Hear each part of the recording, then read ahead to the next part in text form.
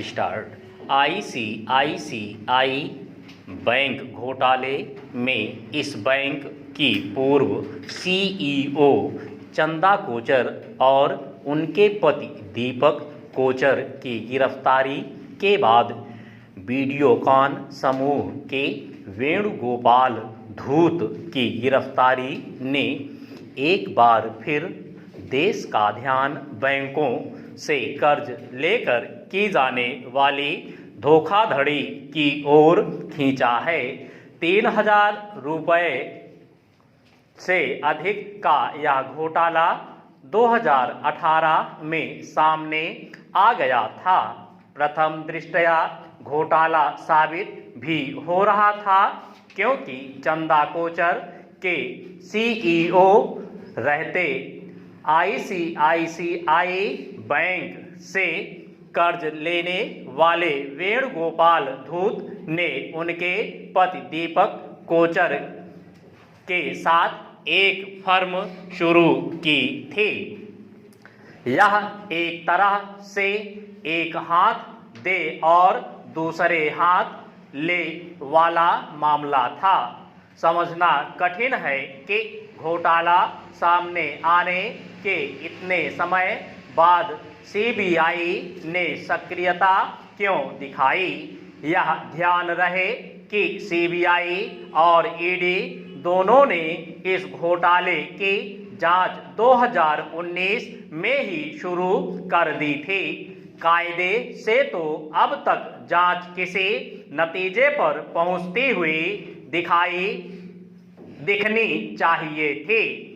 यह ठीक है कि चंदा कोचर और उनके पति ने बंबई हाई कोर्ट से राहत नहीं मिली, लेकिन प्रश्न यह है कि आखिर इस मामले का पटाक्षेप कब तक होगा। इससे भी बड़ा प्रश्न यह है कि घोटाले में डूबी रकम को हासिल किया जा सकेगा या नहीं। यह समझ आता है कि बैंकों से घोटाला करने वाले नीरव मोदी, मेहुल चोकसी और विजय माल्या सरीखे जो लोग विदेश भाग गए, उन्हें कानून के शिकंजे में कसने में समय लगता है, लेकिन आखिर जो लोग देश में ही रहते हैं उन्हें समय रहते सजा देने में विलंब क्यों होता है। इसकी अनदेखी नहीं की जा सकती कि बैंकों से भारी भरकम कर्ज लेकर उसे डकार जाने के सिलसिले के कारण ही बैंक घोटाले बढ़े हैं। एक समय यह चलन बन गया था कि छल कपट या बैंक अधिकारियों की मिलीभगत या राजनीतिक रसूख का इस्तेमाल करके बैंक से कर्ज लो और फिर उसे डकार जाओ। चूंकि बैंक घोटालों में डूबी रकम वसूल न हो पाने के कारण हजारों करोड़ रुपए बट्टे खाते में डालने पड़ते हैं। इसलिए सरकार को और अधिक कठोरता का परिचय देना चाहिए।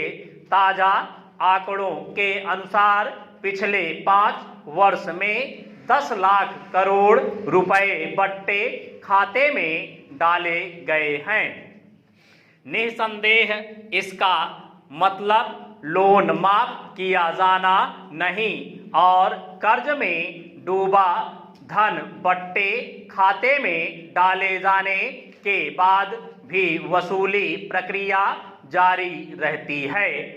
लेकिन प्रश्न यह है कि क्या इससे बैंकों को चूना लगाने वाले हतोत्साहित हो रहे हैं।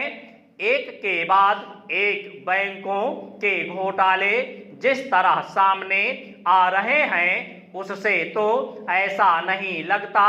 बैंक घोटालों के मामले में यह तथ्य सामने आना भी ठीक नहीं कि वित्तीय धोखाधड़ी के मामलों में कम सजा के प्रावधानों का फायदा घोटालेबाज उठा रहे हैं। आखिर सजा के प्राविधान कठोर क्यों नहीं हैं?